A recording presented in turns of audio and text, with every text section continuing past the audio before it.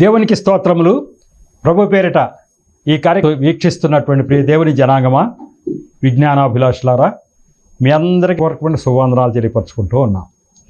ఈరోజు 227వ ఎపిసోడ్కి వచ్చాం. ఇది ప్రార్థనా టీవీ విజయవాడ. మరి ఈ యొక్క ఎపిసోడ్స్ అన్నింటినీ ఆ యొక్క సబ్జెక్ట్ ఏంటి అంటే, నా దర్శనాల మీద బేస్ అయి ఒక్కో దర్శనం మీద విస్తారంగా తీసుకెళ్తున్నా. నాకు వచ్చినటువంటి దర్శనం 94వ దర్శనం, 100వ దర్శనం, 2 దర్శనాల మీద ఎక్స్ప్లెయిన్ చేస్తూ మీ ముందుకి దర్శనాల్లో ఏమని ఉందంటే, నీవు అనేక మందికి వాళ్ళ సందేహాలన్నీ తీర్చాలి అని చెప్పేసి నాకు దర్శనం చూపించాడు.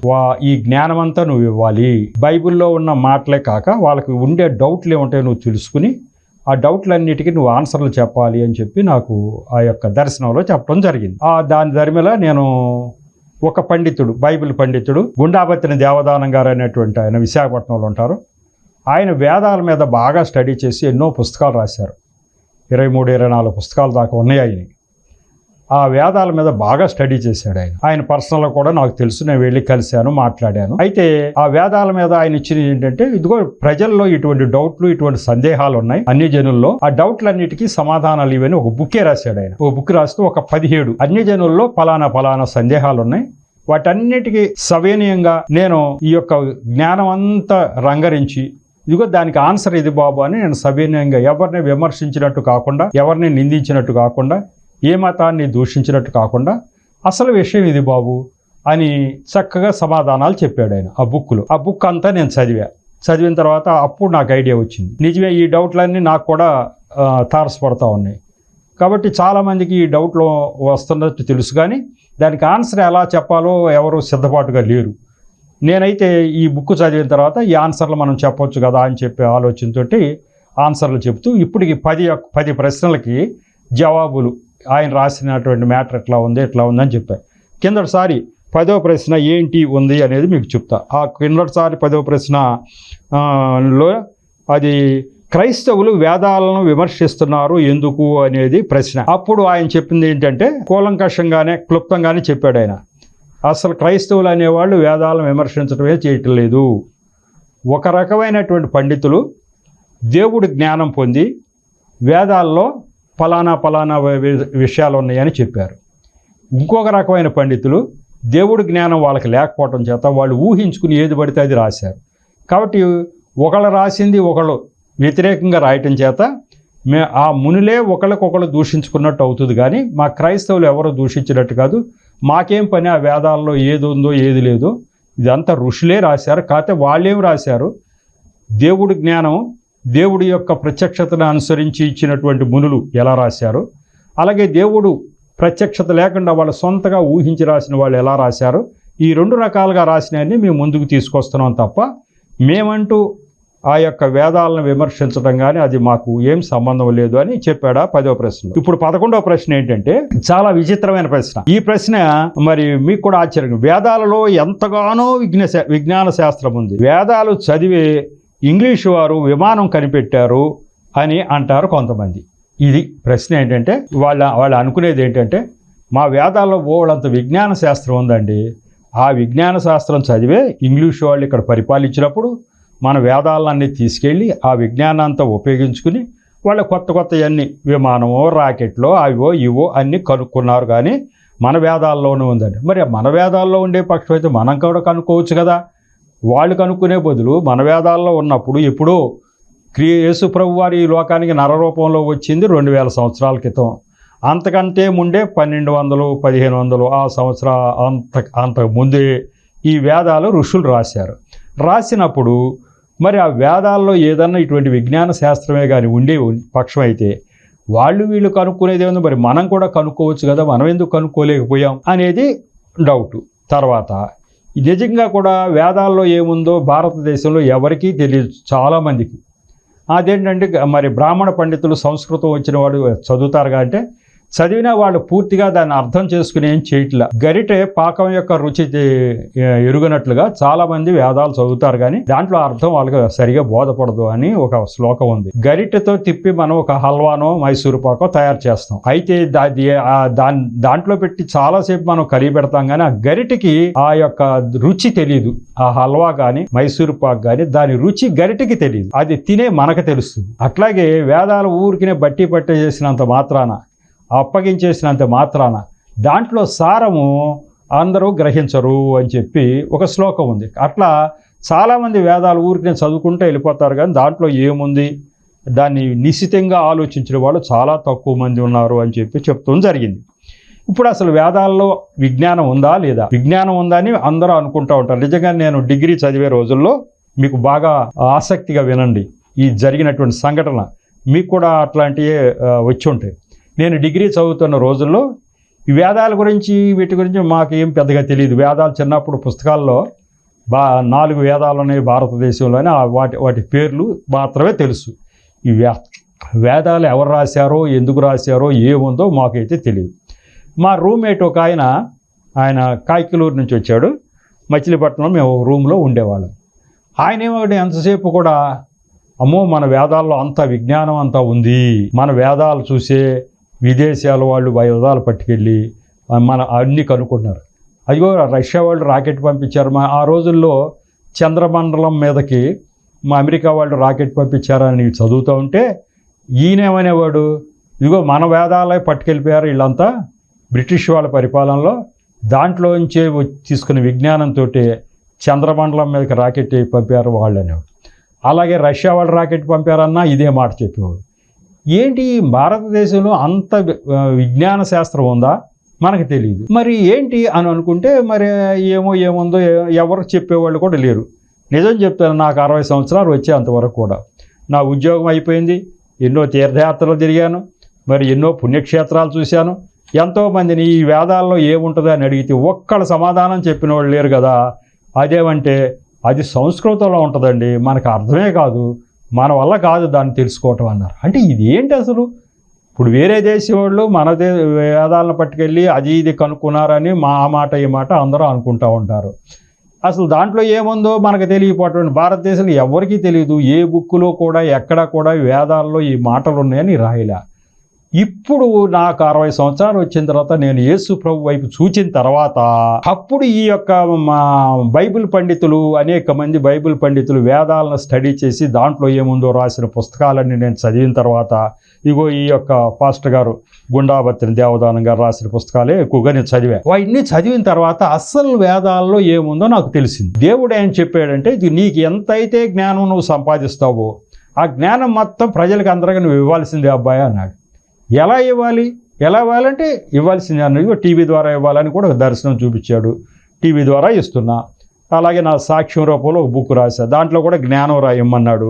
72 పేజీలు రాశా సాక్ష్యం, దాని నిండా జ్ఞానం పెట్టా. అలా దేవుడు ఏమన్నాడు, ఈ జ్ఞానమే కావాలి ప్రజలకి అంటున్నాడు. ఎవరికి ఇవ్వాలంటే ఈ జ్ఞానం ప్రజలకి నువ్వు ఇచ్చాయి. అటు క్రైస్తవులకి తెలియాలి, మరి వేరే వాళ్ళకి కూడా ఇతరులకు కూడా తెలియాలి. క్రైస్తవులకు కూడా తెలియదు కదా, బైబిల్ తప్ప ఏం తెలియదు కదా. కాబట్టి వేదాలేంటో దాంట్లో ఏముందో క్రైస్తవులకు మాత్రం తెలుసా, తెలీదు. నువ్వు చదివి క్రైస్తవులకి తెలుసుకునేట్టు చెయ్యి, ఇతరులు తెలుసుకునేట్టు చెయ్యి. ఏదో విధంగా ప్రజలందరికీ ఇది చెప్పాలి అని దేవుడు నాకు దర్శనం ద్వారా చూపించడం జరిగింది. ఇప్పుడు అసలు వేదాల్లో విజ్ఞాన శాస్త్రం ఉందా లేదా? ఇప్పుడు ఇన్ని చదివిన తర్వాత నాకు తెలిసింది ఏంటంటే వేదాల్లో ఏమాత్రం విజ్ఞాన శాస్త్రం లేదు. అసలు పాయింట్ అది. మన వేదాలు చూసి రాకెట్ కనుక్కోవాలా, మన వేదాలు చూసి విమానం కనుక్కోవాలా. వాళ్ళు కష్టపడి సైంటిస్టులు అహోరాత్రులో కష్టపడి పక్షి ఎలా ఎగురుతుందో చూసి విమానం ఎలా తయారు చేయాలో ఆలోచించారు. వాళ్ళు పక్షి ఎగరటం చూశారు. బరువు గల పక్షులు, రాబందులు, గద్దలు బాగా బరువుగా ఉంటాయి, మనిషి అంత బరువుగా ఉండేవి కూడా ఉంటాయి, అవి కూడా ఎగురుతాయి. వాటి రెక్కలు ఎంత సైజు ఉన్నాయి, ఏ సైజులో రెక్కలుంటే మరి ఎగరగలుగుతాయి. అది ఎట్లా జరుగుతుంది అంటే సృష్టిలో దేవుడు సృష్టించినటువంటి ఆ యొక్క ఎగిరేటువంటి పక్షుల్ని చూచి అది ఎలా అని చెప్పేసి ఎంతో ప్రయత్నం చేసి రైతు సోదరులు అని చెప్పేసి వారు ఎన్నోసార్లు అది రెక్కలు కట్టుకుని కొంత దూరం వెళ్ళి పడిపోయి దెబ్బలు తగిలి ఎన్నో కష్టాలు పడి ఆఖరికి దాన్ని ఒక విమానం ఒక షేప్లో తీసి కనుక్కున్నారు. అంతే తప్ప వేదాల్లో అటువంటిది ఏమీ లేదు. ఇంగ్లీషు వాళ్ళు మన వేదాలు చూసే విమానం కనుక్కున్నారు అనేటువంటిది మాట అనేది అది అపోహ, అది వట్టిది. అట్లాగే రాకెట్ కనుక్కోవటం అలాగే విజ్ఞాన శాస్త్రం అంతా కూడా. కాకపోతే దేవుడు ఆ ఇంగ్లాండ్ దేశంలో ఆ యొక్క ప్రజలకి జ్ఞానం ఇచ్చాడు బాగా. ఆ జ్ఞానంతో ఇప్పుడు ఆ జ్ఞానమే మరి మనం అందరూ చదువుకునే జ్ఞానం, సైన్స్, సామాన్య శాస్త్రం, సాంఘిక శాస్త్రం, భౌతిక శాస్త్రం, ఖగోళ శాస్త్రం, ఈ శాస్త్రాలన్నీ ఆ యొక్క ముందుగా జ్ఞానం పొందిన వారు ఇంగ్లాండ్ దేశం వాళ్ళు. దేవుడు వాళ్ళని కరుణించాడు, వాళ్ళకి ఆ జ్ఞానం ఇచ్చాడు. అదే అన్ని దేశాలకి వచ్చింది. ఇప్పుడు ఇవాళ ఈ మాత్రం జ్ఞానమైనా మనం కలిగి ఉన్నామంటే కారణం ఏంటంటే వాళ్ళు తయారు చేసినటువంటి ఆ యొక్క జ్ఞానాన్ని అంతా వాళ్ళు బ్రిటిష్ వాళ్ళు ఇక్కడ పరిపాలించిన కాలంలో మన దేశంలో. అలాగే బ్రిటిష్ వారు చాలా దేశాలను పరిపాలించారు. రవి అస్తమించని బ్రిటిష్ సామ్రాజ్యం అని మరి అది ఈ చివరి నుంచి ఆ చివరికి విస్తరించి ఉండేది బ్రిటిష్ సామ్రాజ్యం ఆ రోజుల్లో. అంత పెద్ద సామ్రాజ్యం వాళ్ళు పరిపాలించడానికి దేవుడే ఆ ఏర్పాటు చేశాడని నేను అనుకుంటున్నా. ఎందుకంటే వాళ్ళ పరిపాలనలో ఉండటం చేతనే వాళ్ళ దగ్గర ఉన్న విజ్ఞానం అంతా ఎక్కడెక్కడైతే వాళ్ళు పరిపాలిస్తున్నా అన్ని దేశాలకి వాళ్ళు తీసుకొచ్చారు. వాళ్ళ దగ్గర ఉన్న విజ్ఞానం అంతా కూడా, ఈ శాస్త్రాలు, సైన్స్, ఈ విజ్ఞానం అంతా కూడా వాళ్ళు పరిపాలించే ప్రతి చోట తీసుకొచ్చి ప్రతి మనిషికి అందేటట్టుగా చేశారు. ఆ రకంగా ఇంగ్లాండ్ దేశంలో వాళ్ళకు ఉన్నటువంటి ఆ జ్ఞానము, మేధా సంపత్తి అంతా అన్ని దేశాలకి ఇవ్వటం జరిగింది. తర్వాత వాళ్ళు ఈ దేశాలన్నీ స్వతంత్రం చేసి మళ్ళీ వాళ్ళ దేశానికి వాళ్ళు పరిమితం అయిపోయారు. కానీ వాళ్ళు చాలా దేశాలను పరిపాలించడం చేత ఆ రోజుల్లోనే ఈ జ్ఞానం వచ్చింది. ఇదంతా దేవుడే ఈ ఏర్పాటు చేశాడు అనిపిస్తుంది. కాబట్టి ఇప్పుడు అసలు వేదాల్లో అసలే విజ్ఞాన శాస్త్రం ఏమీ లేదా? మరి వేదాల ఇంపార్టెన్స్ ఏంటంటే వేదాలు చాలా ముఖ్యమైనవి. ఎందుకు అంటే దాంట్లో సృష్టికర్త ఉన్నాడు.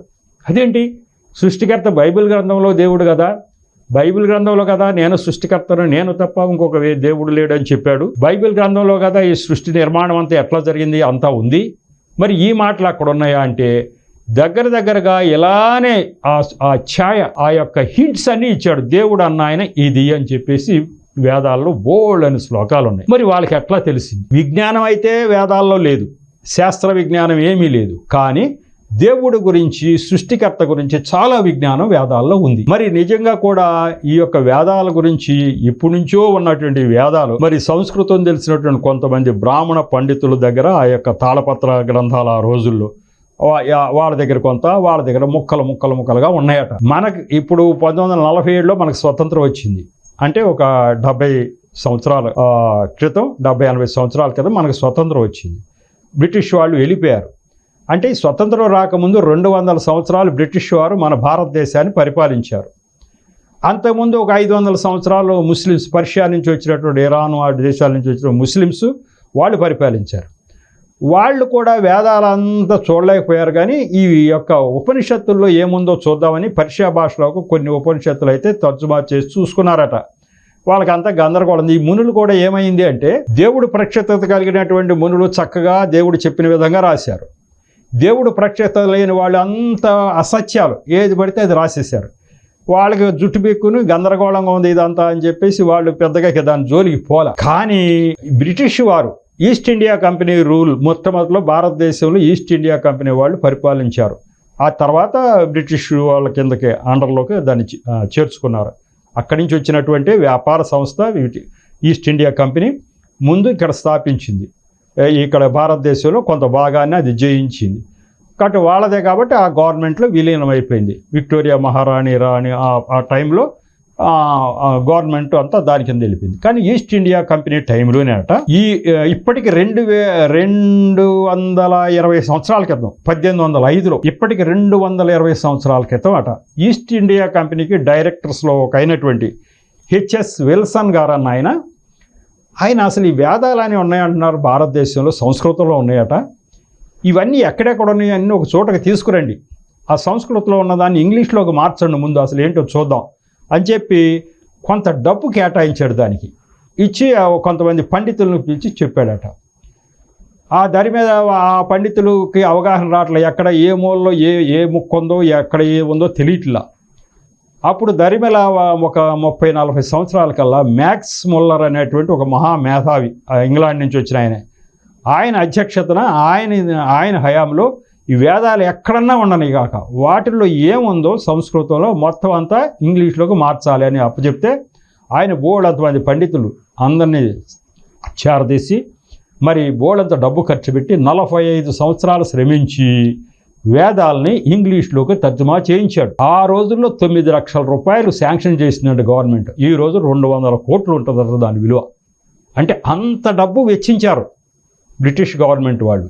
ఎందుకు? అసలు దాంట్లో ఏముందో భారతదేశంలో ఉన్న గ్రంథం గురించి భారతీయులకి ఎవరికి తెలియట్లా, అసలు దాంట్లో ఏముంది ఎవరికి తెలియట్లా అని చెప్పి మరి ఆయన మ్యాక్స్ ముల్లర్ హయాంలో కూడా మొత్తం 9 లక్షల రూపాయలు కేటాయిస్తే అంత పెద్ద మొత్తంలో ఆయన బోడంతమంది పండితులను నియమించి ఆ పండితుల ద్వారా అసలు ఏముంది దాంట్లో, అక్కడేముంది ఇక్కడేముందో తీసుకుంటూ వచ్చారు. తీరా చూసుకుంటే మొత్తం అంతా అసలు ముక్కలుగా ఉన్నాయని చూస్తే ఒక 30 పుస్తకాల దాకా తేలినాయట. మరి ఒక్కొక్కటి 200 పేజీల నుంచి 300 పేజీలు వేసుకున్న వేదాలు తర్జుమా చేసిన తర్వాత ఒక 10,000 పేజీల మ్యాటర్ వచ్చిందట. దాంట్లో ఉపయోగకరమైన కొన్ని, ఉపయోగం లేని కొన్ని, ఊహ ప్రకారం ఎవరెవరు ఊహించి ఎట్లా పడితే అట్లా రాసినవి కొన్ని ఉన్నాయి. దేవుడు ప్రత్యక్షత కలిగిన వాడు అసలు దేవుడు ఎవరు, బైబిల్ గ్రంథంలో దేవుడు ఎట్లా చెప్పాడో అట్లాగే దేవుడు ఎవరు అసలు ఆయన నిరాకారుడని, ఆయనకి శరీరం లేనివాడని అట్లా చెప్పుకుంటూ వచ్చారు. వేదాలు రాసింది ఎప్పుడు? యేసు ప్రభు వారు నరరూపంలో ఈ భూలోకానికి రాక ముందు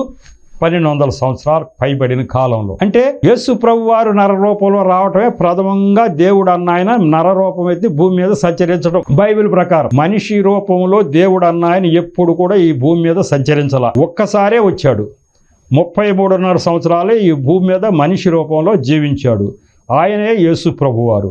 జీవించి మరణించి మళ్ళీ లేచాడు, మళ్ళీ ఆత్మరూపంలో దేవుడి దగ్గరికి వెళ్ళిపోయాడు. మరి యేసు ప్రభువారు అంత ముందు లేరంటే ముందు నుంచి ఉన్నారు. సృష్టి ఆరంభం నుంచి ఆత్మరూపంలో ఉన్నాడు. ఆత్మరూపంలో ఉన్నటువంటి ఆయన యేసు ప్రభువారు నరరూపము దాల్చి ఇక్కడికి రావటం తప్ప దేవుడు అన్న ఆయన ఎప్పుడూ నరరూపం దాల్చి ఇక్కడికి రాలేదు అనేది బైబిల్ గ్రంథం ప్రకారం నిర్ధారణ. మరి ఇక్కడ ఉన్న వాళ్ళంతా ఏంటండి, బోళ్ళు అనే దేవుళ్ళు, ఆ దేవుళ్ళు, ఈ దేవుళ్ళు అని అంటున్నారు కదా అని అంటే, ఈ దేవుళ్ళు ఆ దేవుళ్ళు కాదు. వేదాల్లో రాసిన మాట ఏంటంటే అసలు నాకు ఒక నరరూపం అనేది నేను ఇంతవరకు ఎత్తలేదు. ఎందుకంటే యేసు ప్రభు వారికి కూడా రూపం కూడా అప్పుడు ఇక్కడ జరగల. యేసు ప్రభు వారు నరరూపంలో రావటం ఎందుకు? ఆయన మీద మన యొక్క పాపాలన్నీ భరించుకుని ఆ శిక్ష అనుభవించడానికే తప్ప ఇంకొక దానికి పరిపాలన చేయాలంటే రూపం అక్కర్లా. ఆత్మరూపంలో ఉన్న పరిపాలన అంతా జరిగిపోతుంది. పరిపాలన అంతా చేస్తున్నాడు యేసు ప్రభు వారు. కానీ నరరూపం దాల్చడానికి అవసరమైంది. ఎందుకు అవసరం వచ్చిందంటే మనిషి తినవలసిన దెబ్బలు, మనిషి మీద పడవలసినటువంటి ఆ యొక్క శిక్ష ఆయన తీసుకోవటం కోసమే నరరూపం దాల్చి ఆ కొద్ది కాలం వస్తూ జరిగింది. ఇక ఏ రూపం ఎప్పుడు కూడా నరరూపం రాలి. అందుకే నరరూపంలో అసలు నేను రాలేదు అని చెప్పి వేదాల్లో చెప్పేశాడు. నాకు అసలు ఆకారం అంటూ లేదు, నేను ఆత్మస్వరూపుణ్ణి, నన్ను పూజించేవాళ్ళు ఆత్మతోనే పూజించాలి కానీ ఆత్మరూపంలోనే చేతుల పైకెత్తి ప్రార్థిస్తే నేను వింటానే తప్ప మీరు ఏ రూపమో చేసుకోకూడదు. ఎందుకంటే నేను అసలు ఏ రూపంలోనూ రాలేదు ఇక్కడికి. మీరు ఆ రూపం చేసుకునే దేవుడు, ఈ రూపం చేసుకునే దేవుడు అంటేకి అసలు నేను ఏ రూపంలో కూడా ఈ భూమి మీదకి రాలేదు అంటున్నాడు. యేసు ప్రభు కంటే ముందు సంగతులు ఇవన్నీ వేదాలు రాసిన టైంలో. కాబట్టి నాకంటూ ఒక రూపం లేదు. రూపం చేసుకుని పూజలు చేస్తూ అనేది అది మహానేరం, అది చాలా తప్పు, నేను ఒప్పుకోనని వేదాల్లో రాశారు. ఇదంతా బైబిల్ మాటలు, అవే ఉన్నాయి వేదాల్లో. కాబట్టి అదంతా మీకు చెప్తా. అది చాలా మరి బైబిల్ గ్రంథంలో యొక్క సృష్టికర్త యొక్క ఉనికి ఎలా ఉందో మొత్తం అంతా కూడా వేదాల్లో ఉంది. మరి ఈ జ్ఞానం ఎట్లా వచ్చింది? అది కూడా కొంతమంది మునులే ఈ మాటలు రాయగలిగారు, కొంతమంది చాలా అసత్యాలు కూడా రాసేశారు. కాబట్టి కొంతమంది మునులకి ఎట్లా వచ్చింది? ఒకే కాలంలో జీవించినటువంటి మనుషులు, ఆ కాలాల్లో మరి విద్య తెలిసిన వాళ్ళు, ఒకళ్ళేమో ఉన్నదన్నట్టుగా దేవుడు అన్న ఆయన ఎట్లా ఉంటాడు, దేవుడు ఆత్మస్వరూపుడు అని చెప్తే, ఇంకొకళ్ళేమో ఏంటంటే రకరకాలుగా అసత్యాలు రాశారు. ఎందుకు రాశారంటే వీళ్ళకి దేవుడు ప్రత్యక్షత కాలేదు, దేవుడు బయలుపరచల, వాళ్ళు ఊహించుకు రాసుకున్నారు. కానీ కొంతమందికి దేవుడు ప్రత్యక్షత ఇచ్చాడు, ఆయన బయలుపరచడం చేత వాళ్ళు వాస్తవాలు రాయగలిగారు. కాబట్టి అట్లా జరిగింది. అసలు ముందుగా అసలు విజ్ఞాన శాస్త్రం అసలు వేదాల్లో ఏమీ లేదు అంటాకి ఏంటండి రుజువు? సరే, దేవుడి గురించి జ్ఞానం అయితే ఉంది, చాలామంది ఋషులు రాశారు, అది వాస్తవమే, అది చాలా పెద్ద సబ్జెక్టు, అదంతా ముందుగా చెప్పను, తర్వాత చెప్తా. దేవుడి గురించి ఏముంది వేదాలు ఎందుకు చెప్పాలి అంటే అసలు ఈ రోజుకి వేదాల్లో ఏముందో భారతదేశంలో ఎవరికీ తెలియదు. మరి ఎవరికి ఎట్లా చెప్పాలి? కొంతమంది పండితులు పుస్తకాలు రాశారు, ఈ గుండాబత్తిన దేవదాన. ఈ పుస్తకం కొనేది ఎవరు, చదివేది ఎవరు? అసలు ఎవరు ఈ వేదాల్లో ఏముందో తెలియవలసింది ఎవరికి? భారతదేశంలో క్రైస్తవులు కాకుండా మిగతా వాళ్ళందరికీ తెలియాలి. ఎందుకు? వాళ్ళు ఆరాధించే హిందూ దేశంలో ఉన్నటువంటి ఆ వేద గ్రంథాల్లో ఏముందో అది చేయాలి కాబట్టి. వాళ్ళకి అసలు ఏమీ తెలియదు వేదాల్లో ఏముందో. మరి వాళ్ళకి ఎవరు చెప్పాలి? కాబట్టి ఇప్పుడు తెలుసుకున్నటువంటి మనము చెప్పాల్సిన బాధ్యత మనమే పడిపోయింది. వాళ్ళు ఎలాగో వేదాల్లో ఏముందో ఎవరు ప్రయత్నం చేయట్లా, ఎవరు చెప్పట్లా. ఈ రోజుకి మనం చెప్పవలసిన పని వచ్చింది. దేవుడు కూడా మన మీద ఆ భారం మోపి జ్ఞానం అంతా నువ్వు నూరిపోయని నాకు దర్శనం చెప్తున్నాడు, దర్శనంలో చూపిస్తున్నాడు. జ్ఞానం అంటే ఇదే అసలు. వేదాల్లో ఏముంది? ఆ జ్ఞానం అంతా నువ్వు సంపాదించబ్బాయి, సంపాదించి నువ్వు ఇవ్వు. ఇస్తే వాళ్ళు ఎవరి దేవుడో నిర్ణయించుకునేది వాళ్ళే. కానీ అసలు ఆ జ్ఞానమే లేకోకుండా ఎవరి దేవుడో నిర్ణయించుకుంటే ఎట్లా నిర్ణయించుకుంటారు? వాళ్ళు పూర్వం వాళ్ళు అందరూ ఏది దేవుడు అంటే అదే దేవుడు అనుకుంటున్నారు. అట్లా నువ్వు జ్ఞానం ఇవ్వాలి. అసలు దేవుడు ఎవరు అనేది నువ్వు జ్ఞానం ఇవ్వాలని చెప్పడం జరిగింది. ముందుగా కొన్ని బిట్స్ ఏంటంటే, అసలు ఈ యొక్క వేదాల్లో విజ్ఞాన శాస్త్రం అనేది ఏమాత్రము లేదు అంటాకి కొన్ని రుజువులు, కొన్ని తార్కారాలను చూద్దాం. అసలు విజ్ఞాన శాస్త్రం అనేది దాంట్లో లేదు, దేవుడు గురించి మాత్రమే ఉంది. కానీ విజ్ఞాన శాస్త్రం అంటూ వేదాల్లో ఏమీ లేదు. కొన్ని పాయింట్లు చెప్తున్నాడు రచయిత గారు.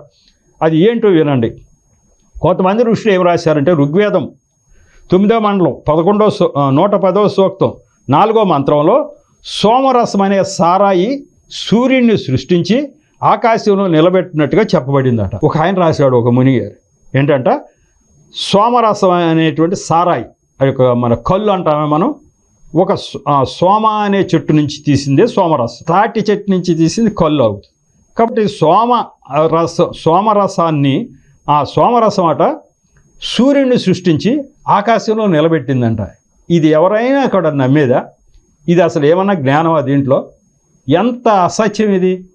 ఇది ఉంది వేదాల్లో. ఒక ముని రాశాడు, సారాయి అట సూర్యుడిని సృష్టించి అక్కడ నిలబెట్టిందంట. ఇది ఏమన్నా అర్థం లేదు. అట్లాంటి మాటలు ఉన్నాయి. కొంతమంది అట్లా రాశారు. ఋగ్వేదం 10వ మండలం 72వ సూక్తం 4వ మండలంలో వృక్షముల నుండి భూమి పుట్టినట్లు చెప్పబడింది. భూమి ఎట్ట పుట్టిందట ఆ దాంట్లో రాసింది. వృక్షానికి చెట్లు కాయలెట్ట కాస్తాయో అట్ట భూమి కాసిందంట వృక్షానికి. ఏమన్నా అర్థం ఉందా దీంట్లో? అంటే వేదాల్లో విజ్ఞానం అసలు ఏమీ లేదు అంటాకి రుజువులు ఇవన్నీ. ఒక చెట్టు నుంచి భూమి పుట్టిందని ఒక ఆయన రాశాడట. కాబట్టి విజ్ఞానం అనేది ఏమాత్రమూ లేదు అక్కడ. వీటిని బట్టి చూస్తే వేద ఋషులకు విజ్ఞాన శాస్త్రం ఎంత మేరకు తెలియవచ్చునో గమనించండి. అది ఇప్పుడు ఈ 2 పాయింట్లు బట్టి చూస్తే మనకు అర్థమవుతుంది. వేద ఋషులకి అసలు విజ్ఞాన శాస్త్రం ఏమీ తెలియదు. వాళ్ళు ఏదో అనుకుని రాశారు. ఒక్క సృష్టికర్త విషయంలోనే కొంతమంది ఋషులు బాగా రాయగలిగారంటే అది దేవుడు ఆత్మచేత రాసిందే. లేకపోతే వాళ్ళంతటా అయితే వాళ్ళకి కూడా లేదు, ఏదో ఇట్లాంటి పిచ్చి పిచ్చి ఇవన్నీ రాసేవాళ్ళేమో. కానీ దేవుడు బయలుపరచబట్టి కొంతమంది మాత్రమే సరిగ్గా రాయగలిగారు. అది దేవుడి గురించి, దేవుడి జ్ఞానం ఉన్నమాట వాస్తవం. అంతేగాని ఈ విజ్ఞాన శాస్త్రం అనేది ఏమాత్రమో వేదాల్లో లేదు అని చెప్తున్నాం. ఇకపోతే పురాణాల్లో అట, విష్ణు పురాణంలో ఇలా ఉందట. భారతదేశంలో కథల గురించి చెప్తున్నా. సూర్యుడు విశ్వకర్మ కుమార్తె సంజ్ఞను పెండ్లి చేసుకుని మను, యమ, యమి అను 3 పిల్లలను కన్నారట. సూర్యుడు ఏం చేశాడంట? ఇదంతా నమ్మదగిందా లేదా అనేది మీరే ఆలోచించుకోండి. సూర్యుడు విశ్వకర్మ ఈ విశ్వకర్మ అని ఒక ఆయన ఉంటాడు, ఈ సృష్టిని చేసిన ఆయన. ఇక్కడ ఈ హిందూ మైథాలజీలో దాంట్లో ఆ విశ్వకర్మకు ఒక కుమార్తె సంజ్ఞ అనే ఆమెని ఈయన పెళ్లి చేసుకున్నాట. సూర్యుడు వచ్చి ఆమెను పెళ్లి చేసుకున్నాడు. ఆమెకు 3 పిల్లలు పుట్టారట. ఒకసారి సంజ్ఞ సూర్యుని వేడి భరించలేక వనాలకు వెళుతూ తన దాస్యకు ఛాయను సూర్యుడికి సేవలు అందించమంది. ఈమె ఏం చేసిందంట, సూర్యుడి వేడి, మరి పిల్లలు పుట్టేదాకా అంతా బాగుంది కానీ సూర్యుడి వేడి తట్టుకోలేకట ఆమె వనాలకు వెళ్ళిపోతూ ఛాయ అనే ఒక ఆమె దాసిని ఆయనకి సేవలు చేయమ్మా అని అట్టిపెట్టి వెళ్ళిందట. సూర్యుడు ఛాయను సంజ్ఞ అనుకొని ఆమెతో శయనించగా శనీశ్వరుడు, మనువు, తపిత అను 3 పిల్లలను కన్నది ఆమె. దీన్ని బట్టి ఏమన్నా అర్థమవుతుందో? సూర్యుడు ఏంటి పెళ్లి చేసుకోవటం ఏంటి? ఇంకో ఆయన పెళ్లి చేసుకుంటే వీళ్ళందరూ, ఈ శనేశ్వరుడు వీళ్ళందరూ పుట్టారట. ఇప్పుడు రచయిత అంటాడు, ఈ వీళ్ళకున్న జ్ఞానం ఇదండి. సూర్యుడు భూమికి 9 లక్షల మైళ్ళ దూరంలో ఉన్నాడు. సూర్యుడు అన్న ఆయన విపరీతమైనటువంటి వేడితో ఉంటాడు. సూర్యుడు ఒక స్త్రీతో శయనించటం ఏంటి, పిల్లల కంటం ఏంటి, ఇది ఏంటి అసలు? అది ఒక గోళం సూర్యుడు అనేది. ఒక స్త్రీతో పిల్లల కంటం ఏంటి సూర్యుడు? అలాగే దాని సైజు ఎంత ఉంటుంది అంటే 109 భూగోళాలను సూర్యులలో దూర్చవచ్చు. అంత పెద్ద సైజు సూర్యుడిది. సూర్యుడు ఎంత పెద్దవాడంటే 109 భూగోళాలు దాంట్లో పెట్టవచ్చు. అంత పెద్ద సూర్యుడు. ఆ సూర్యుడు స్త్రీతో కాపురం చేయటం ఏంటి, ఒక ఆమెతో కాపురం చేసి 3 పిల్లలు పుట్టడం ఏంటి, ఇంకో ఆమెతో కాపురం చేస్తే ఇంకో 3 పిల్లలు పుట్టడం ఏంటి? ఇదంతా నమ్మదగినట్టుగా ఉందా? వాళ్ళు ఊహించి ఏది పడితే అది రాయటం జరిగింది అని రచయిత గారు రాస్తున్నారు. కాబట్టి వేదాల్లో విజ్ఞాన శాస్త్రం అంతా ఉంది అని మనం పొరపాటున అనుకుంటూ ఉంటాం, అందరూ అంటుంటారు కదా, అది అంతా తప్పు. వేదాల్లో విజ్ఞాన శాస్త్రం ఏమాత్రం లేదు. ఈ మచ్చుకి ఇవి చెప్పించాడు. వీటిని చూస్తే మీకు దాంట్లో అసలు విజ్ఞానం అనేది ఉందా లేదా? ఇకపోతే ఇంకా ఉంది దీంట్లో అజ్ఞానానికి పరాకాష్ట. ఒక ఋషి రాస్తాడు కప్పని దేవుడు అని రాస్తాడు, ఒక ఋషి రాస్తాడు యూపస్తంభం అనే దాన్ని దేవుడు అని రాస్తాడు, ఒక ఋషి రాస్తాడు మరి గాడిదను దేవుడు అని రాయటం జరిగింది. ఇట్లా ఒక్కొక్క దాన్ని దేవుళ్ళు అని రాయటం జరిగింది. కాబట్టి ఇదంతా కూడా అజ్ఞానంతో దేవుళ్ళు అని రాయటం జరిగింది అని చెప్పేసి చెప్తున్నారు. అసలు విజ్ఞానం అంతా కూడా ఉన్నది ఎక్కడ ఉంది అంటే బైబిల్ గ్రంథంలో దైవ జ్ఞానం ఉంది, దేవుడు ఎవరనే జ్ఞానం ఉంది బైబిల్ గ్రంథంలో. అలాగే విజ్ఞానం కూడా ఉంది, చాలా విజ్ఞానం ఉంది దాంట్లో. యోబు గ్రంథం నిండా విజ్ఞానమే. ఆ విజ్ఞానం చూసే నిజంగానే సైంటిస్టులు చాలా మంది కొత్త విషయాలు కనుక్కున్నారు బైబిల్ గ్రంథం చూసి. అంతే తప్ప వేదాలు చదివి కనుక్కునేది ఏమీ లేదు. వేదాలు చదివితే మనకు తెలిసి ఇప్పుడు మనం చెప్పుకున్నట్టే సూర్యుడు అన్న ఆయన పెళ్లి చేసుకున్నాడని, పిల్లలు పుట్టారని, అట్లని ఇట్లని, మరి చెట్టు కాయలు కాసినట్టుగా భూమి ఒక చెట్టుకు కాసిందని, అట్లాగో సారాయి అనేటువంటిది ఆ సూర్యుడిని సృష్టించి అక్కడ నిలిపిందని, ఈ మాటలన్నీ ఉన్నాయి చూస్తుంటే ఇది అజ్ఞానంతో మునిగిపోయినటువంటి మాటలు ఇవన్నీ. కానీ బైబిల్ గ్రంథంలో ఈ సృష్టిని గురించి, విజ్ఞానాన్ని గురించి బోల్డైన మాటలు ఉన్నాయి. అవన్నీ తర్వాత ఎపిసోడ్కి తీసుకెళ్దాం. ఇప్పటికైతే ఈ 227వ ఎపిసోడు మరి సమయం అవుతుంది కాబట్టి బైబిల్ గ్రంథంలో విజ్ఞానం అంతా నెక్స్ట్ ఎపిసోడ్లో తీసుకెళ్తా. వేదాల్లో మాత్రం విజ్ఞానం అనేది ఏమాత్రము లేదు, దైవ జ్ఞానం మాత్రమే ఉంది. అది చివరికి చెప్తా దైవ జ్ఞానం ఏముంది అనేది. కాబట్టి వేదాల్లో దైవ జ్ఞానమే తప్ప విజ్ఞానం అనేది, శాస్త్ర విజ్ఞానం అనేది లేదు. బైబిల్ గ్రంథంలో అది ఎట్లా ఉంది ఏంటి అని ఒక 17 అంశాలు ఉన్నాయి. అవన్నీ మీకు తర్వాత ఎపిసోడ్లో వివరిస్తాను. మరి ఇంతటితో ఈ ఎపిసోడ్ ముగించుకుందాం. దేవుడికి మాటలను దీవించును కాక చిన్న ప్రార్థన చేసి ముగిస్తా. కృపగల దేవా, మహాపరిశుద్ధుడా, ప్రేమగల తండ్రి, ప్రభువా మీకు వందనాలు స్తోత్రాలు చెల్లించుకుంటున్నాను తండ్రి. ఈరోజు ఈ 227వ ఎపిసోడ్ను కూడా తగిన నడిపించారు, నన్ను మరుగుపరిచారు, నా నోటి ద్వారా మీరు మాట్లాడారు. అంతేకాకుండా వింటున్న బిడ్డల హృదయాలు తెరిచి విషయాన్ని గ్రహించే శక్తిని దయచేసి ఆశీర్వదించినట్టు మీకు వందనాలు స్తోత్రాలు చెల్లించుకుంటున్నాను. ఇక ముందు కూడా ఈ పరిచర్యను బహుగా దీవించి ఆశీర్వదించమని మా ప్రభువును రక్షకుడైన యేసు నామములో పరమ తండ్రిని ప్రార్థించి వేడుకుంటున్నా తండ్రి, ఆమేన్. మరొకసారి మీ అందరికీ నా హృదయపూర్వక శుభవందనాలు తెలియపరచుకుంటాను. వందనాలు.